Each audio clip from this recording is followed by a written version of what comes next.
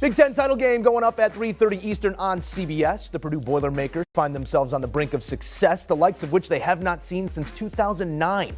Meanwhile, the Iowa Hawkeyes will look to slow the runaway train with its conference-leading offensive output. It is winning time for you and for them, and for that, we welcome in two of the sharpest minds in college hoops. CBS Sports basketball analyst Tim Doyle and Chip Patterson, the prolific pen himself. Fellas, let's begin where it will all end here. Gainbridge Fieldhouse, Indianapolis, Indiana, 3-seed Purdue taking on 5-seed Iowa for the Big Ten title. Before we get to the pick here, Tim, what's the matchup inside the matchup that you think is going to go a long way in deciding this game? Yeah, I think I can't wait to see Keegan Murray going up against Jaden Ivey, because we're looking at two potential first-round picks, and Murray only played in one of the losses Iowa had. That's right, they lost twice to Purdue this year, and if you've watched him in the Big Ten tournament, he has gone off. He's averaging 29 points a game, but Matt Painters from the old Gene Katie tree, they like to lock up defensively, and if I'm Jaden Ivey, I mean, Scout's going to be all over this game. I want to guard Murray. Murray versus Ivy, what a matchup this is going to be. Iowa, I think they got to make 10. I think they got to make 12 threes to go out there and beat Purdue. What Indiana was able to do on the inside, I think that Purdue is going to be able to do the same thing against the Iowa Hawkeyes. So I don't want to give away my pick, but I think you guys know who I like. All right, we'll get there. Chip, what about you? Matchup that you're really keyed in on in this game? Yeah, Trace Jackson-Davis had 30 points in the paint in that matchup yesterday, and now you're talking about not just one elite big man, but two of them in Zach Edey and Trevion Williams. And I do think that, especially for an Iowa team that has played one more game than Purdue has and does not have the kind of size, I mean, nobody in that starting rotation is above 6'8" or 6'9".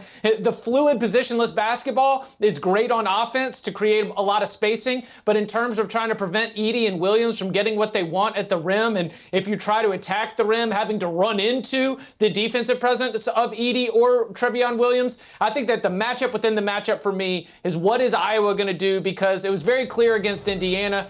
Their option was, hey, we're just going to go out there and outscore Trace Jackson-Davis. And Keegan Murray obviously led that charge as we saw dueling 30-point performances for the first time in Big Ten Conference tournament history. That is the place where I think Iowa and this coaching staff are the most concerned is what they're going to do in the paint. It is the top two scoring offenses in the conference, and at the window, our friends at Caesars Sportsbook positioning Purdue as 2-point favorites. TD, you made the game 3 last night when I asked you. Both you and Vegas see it as a one-possession game.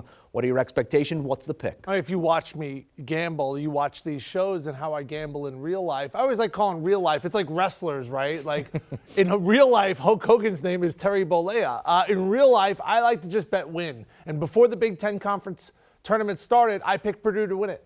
So, you got to lay a little bit of a price here, but, they win by 1, they win by 2, you end up cashing the ticket. I, as a gambler, I don't like when my team wins and I don't cover. If you watched the show yesterday, I sort of kind of liked both dogs in the Big Ten, but I didn't think they were going to win. So I ended up taking both favorites on the money line. I ended up cashing both tickets, and I moved on in my parlay. So if this is too hefty of a price for you, then throw it in a little parlay action.